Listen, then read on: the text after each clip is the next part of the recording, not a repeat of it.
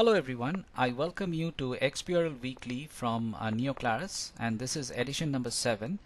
And so let me introduce myself. My name is Somnath Ray. I have been working in the XBRL field for the last 5 years. I am also a CPA with a diploma in IFRS. So in this edition, I am going to continue with navigating the IFRS taxonomy series, and this will be part 5 of that series, and this is in preparation of SEC filings for the foreign private issuers.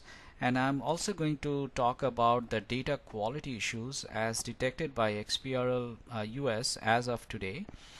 So in navigating the IFRS taxonomy series part 5, I'm going to cover IFRS 5 non-current assets held for sale and discontinued operations, and the reference to this standard can be found within the IFRS taxonomy extended link 825900.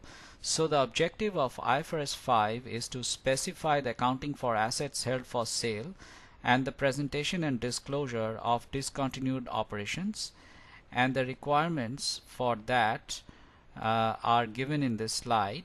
So it says that the assets that meet the criteria to be classified as held for sale must be measured at the lower of these two amounts, which are the carrying amount and the fair value less costs to sell. And it also says that the depreciation on such assets will cease, and then it says that the assets that meet the criteria to be classified as held for sale must be presented separately in the statement of financial position, and the results of discontinued operations be presented separately in the statement of comprehensive income. So this slide talks about the definition of discontinued operation, and it says that a discontinued operation is a component of an entity that either has been disposed of or is classified as held for sale, and could be either of these three. It could be a major line of business or geographical area, like a separate major line of business or geographical area, or it could be a part of a single coordinated plan to dispose of a separate major line of business or geographical area of operations, or it could be a subsidiary acquired exclusively with a view to resale. This slide talks about the scope, and it says that IFRS 5 applies to all recognized non-current assets and to all disposal groups of an entity. The measurement requirements of this IFRS applies to all recognized non-current assets and disposal groups, including cash generating units as well. And so what is a cash generating unit?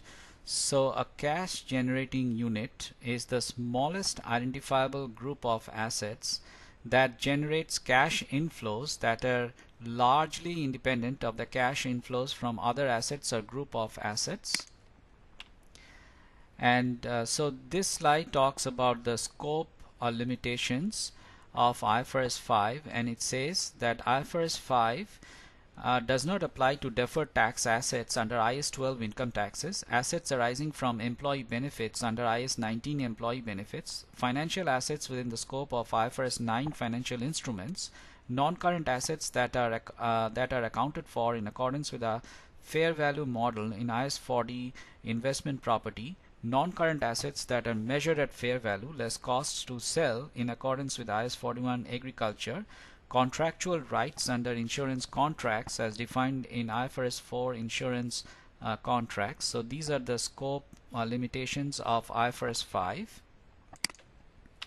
So this section talks about the classification of non-current assets or disposal groups held for sale, and it says classify a non-current asset or disposal group as held for sale if its carrying amount will be recovered principally through a sale transaction rather than through continuing use.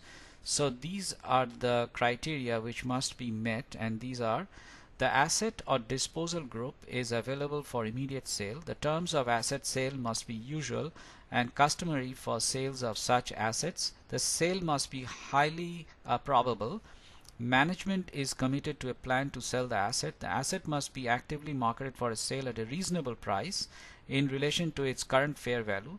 Sale should be completed within 1 year from the classification date. Sale transactions include exchanges of non-current assets for other non-current assets when the exchange has commercial substance in accordance with IS 16 property, plant and equipment. When an entity acquires a non-current asset exclusively with a view to its subsequent disposal, it shall classify the non-current asset as held for sale at the acquisition date only if the 1-year requirement is met. This slide talks about the classification of discontinued operations, and it says the classification as a discontinued operation depends on when the operation also meets the requirements to be classified as held for sale. And it says that the results of discontinued operations are presented as a single amount in the statement of comprehensive income or the income statement. An analysis of the single amount is presented in the notes or in the statement of comprehensive income. Cash flow disclosure is also required either in the notes or statement of cash flows. Comparatives are restated as well. This section talks about the measurement of a non-current asset or disposal group. An entity shall measure a non-current asset or disposal group classified as held for sale at the lower of its carrying amount and the fair value less costs to sell. The entity shall measure a non-current asset or disposal group classified as held for distribution to owners at the lower of its carrying amount and the fair value less costs to distribute. So this section gives a broad overview of the disclosures which are required under IFRS 5, and it is broken down into 3 sections: Section A, Section B and Section C. So Section A says a single amount, like the entity shall disclose a single amount in the statement of comprehensive income comprising the total of these 2 parts: the post-tax profit or loss of discontinued operations, the post-tax gain or loss recognized on the measurement to fair value less costs to sell. And Section B says an analysis of the single amount, which is this amount from A, into the revenue, expenses and pre-tax profit or loss of the discontinued operations, the related income tax expense as required by IS 12, the gain or loss recognized on the measurement to fair value less costs to sell or on the disposal of the assets or disposal group constituting the discontinued operation. The analysis may be presented in the notes or in the statement of comprehensive income. If it is presented in the statement of comprehensive income, it shall be presented in a section identified as relating to discontinued operations, that is separately from continuing operations. Then Section C says the net cash flows attributable to the operating, investing and financing activities be presented either in the notes or in the financial statements.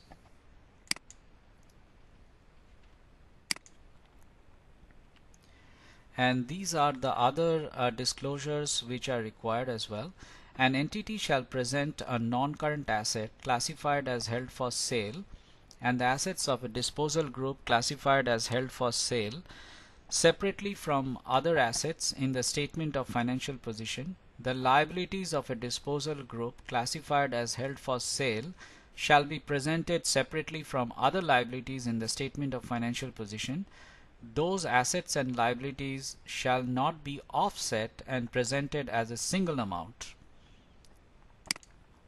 Then these are the remaining disclosures: a description of the non-current asset or disposal group, a description of the facts and circumstances of the sale or leading to the expected disposal and the expected manner and timing of that disposal, the gain or loss recognized, and if not separately presented in the statement of comprehensive income, the caption in the statement of comprehensive income that includes the gain or loss, If applicable, the reportable segment in which the non-current asset or disposal group is presented in accordance with IFRS 8 operating segments.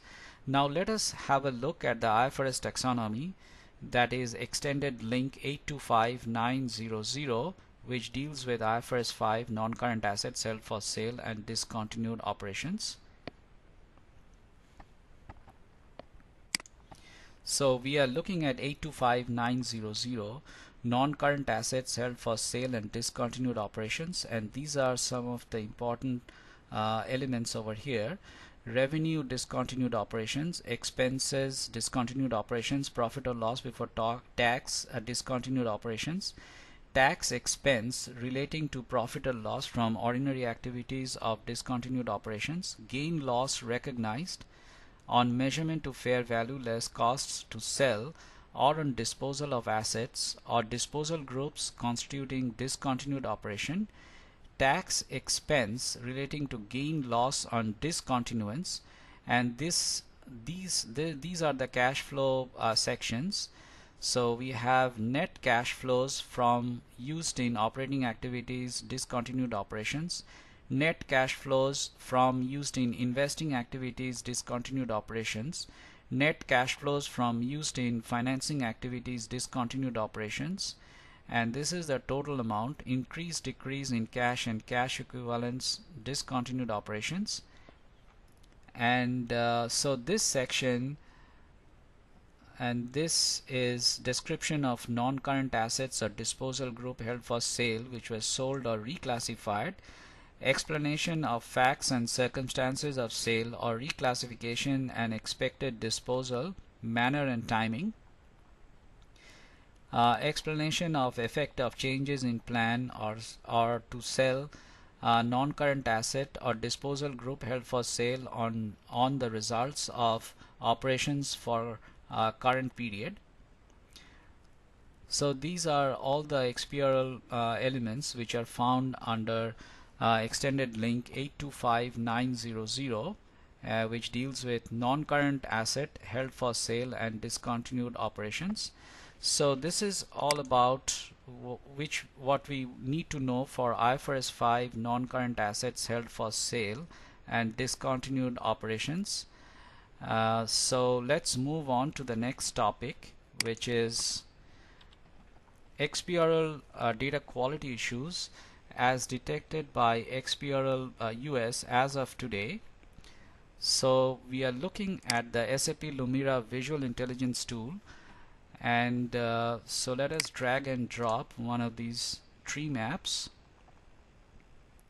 And so we are seeing that invalid access member combination as of today, which is October 9th 2014, is 1.25 million, and this is affecting the comparability of XBRL data. And then we see negative value reported for a concept that is expected to have a positive value is 589,615, which is affecting the financial semantics and the accuracy of the XBRL data. And then we find incorrect date, which is 485,070, which is affecting the accuracy of the XBRL data. And then we find required value that is not reported, which is 457,053, which is affecting the completeness of the XBRL filings. So let us have a look at some of the important errors through another chart, which is a bar graph over here. And let me do some formatting. Let me change the color of the data labels to blue. So we see calculation error is 4942, which is affecting the financial semantics and the accuracy of the data. And then we find changes in base taxonomy affect element usage is 120,045, which is affecting the comparability of XBRL data. And then we find